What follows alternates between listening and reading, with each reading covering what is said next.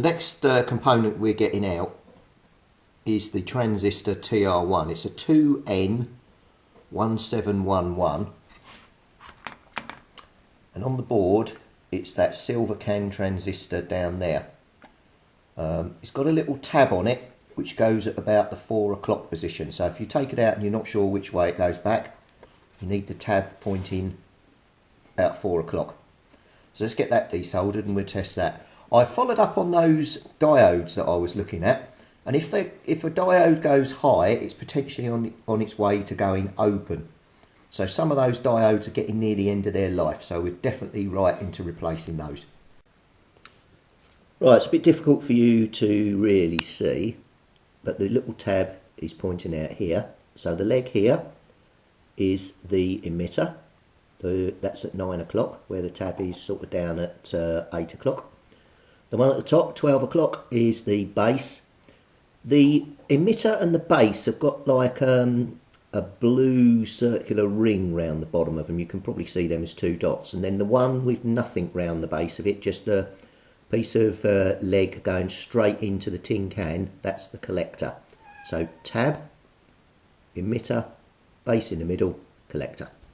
Well, we're going to have to go old school. My component tester's broken, my TC1, and it's beyond repair. So with Christmas coming, I'm hoping I'm going to get a nice gift from Santa. So what we'll have to do is we'll have to test this old school using the DVM. So you set your DVM on to 20M.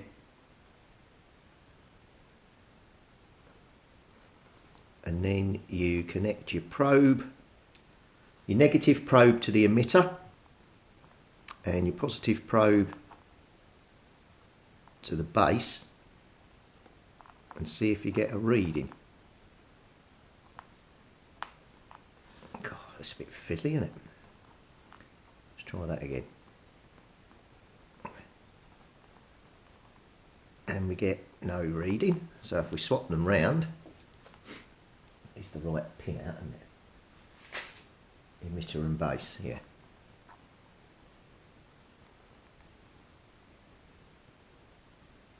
Right, so we've got one emitter and base,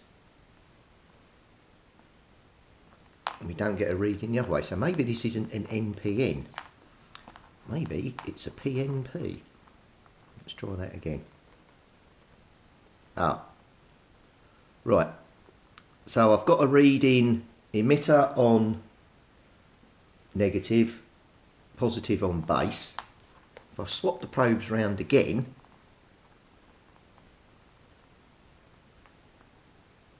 I've got a reading both ways round, which you shouldn't have. So that indicates an emitter to base short. So it looks like we may have found the culprit. It looks like the transistor's got a short, emitter to base. I'm going to just check that one more time, but that does look pretty conclusive to me. So with the positive on the emitter and the negative on the base, we've got a reading. Swap the probe round, negative on the emitter, positive on the base, we got a reading again. So yep, that transistor is short. Brilliant. Hopefully that's it. Right, I shall await my package of these transistors, do the same test to verify that's right, because it has been some time since I've done this old school. Normally I just put that in my transistor tester and test it. And if that is the case, we'll whack another one of these in, fit all the new diodes. I will replace some of the other capacitors as mentioned, give the thing a blimmin' good service, whack it back together, and fingers crossed it works. I'm just starting to form up the diodes to fit the new ones in. I've got my little component forming tool. I have used this in previous videos, but if you haven't seen one, get one of these. This will be the best thing you ever buy. So all you do is you put the component to be tested in the slot, bend down the sides, down the side of the component forming tool, and then you end up with a perfectly formed component. and you can do them and they all end up at the same width. When you put them in, they look really nice, hide in the shadow, when they're fitted to the board, and that's the way to do it.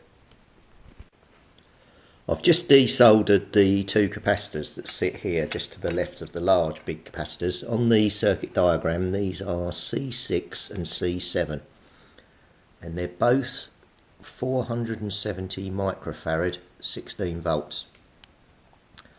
Now both of them look a bit circumcised, i.e. the top coating around the top here has shrunk. You can see we've got a lot of metal showing there. So I wanted to test these and see what we've got.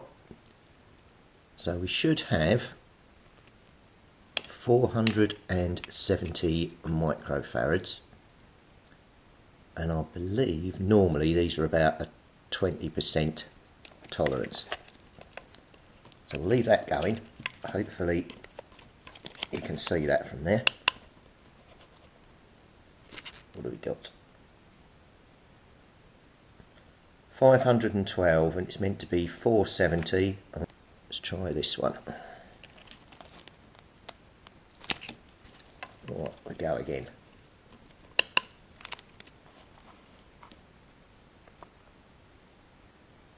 Uh, 603 microfarads for a 470 microfarad device.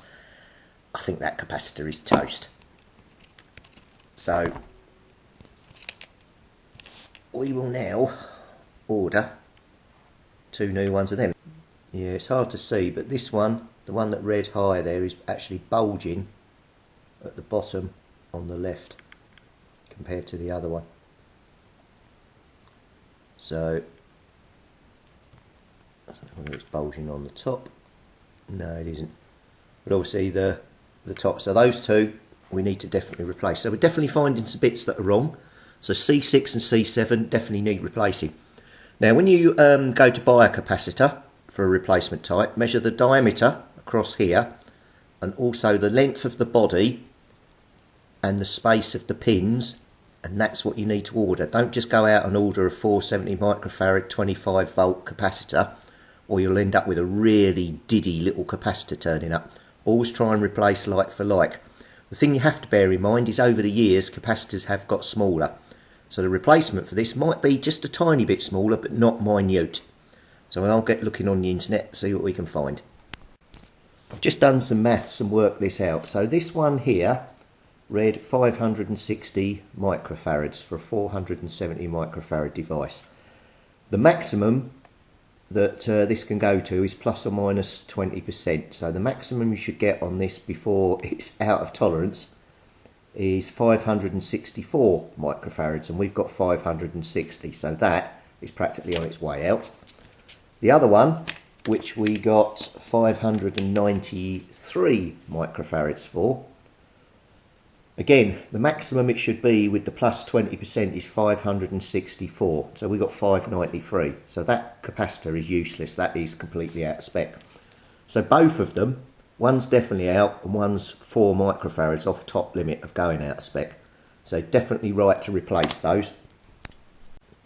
The two large caps here are C1 and C2. I've just connected my probes. I want to test these because they're quite a fundamental part of the board. So let's see what we can get out of them. Oh, so for 4, oh right, okay. They are 100 microfarads. And I've got 113 on that one, so that's good. Let me set up for the other one. Right, let's try the other one. Oh. Testing. Oh. It's come up as a resistor. Right, 2 seconds. Right, we're reconnected. Let's see what reading we get this time.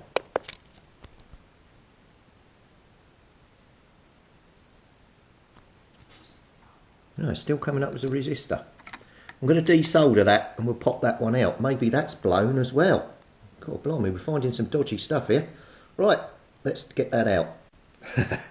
This has to be the mother of all capacitors. There's my finger. Look at the size of this thing. Right, so let's test that. See if we found the culprit.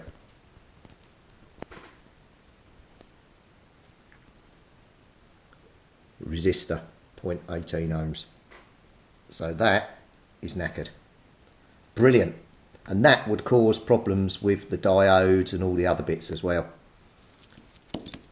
So I think I'll order 2 of these and I'll replace the other one as well, seeing as that's gone.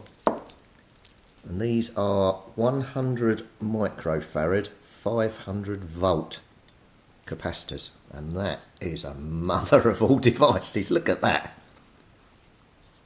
Right, let's get on to Tinternet. See if we can order 2 of those. The other thing I don't know, which end is the plus? Does it show me on the circuit diagram? I've took a photo before I desoldered it. Right, I should be able to work it out from here. Okay, right. See the symbol on the diagram there, so we'll work out and we'll get back.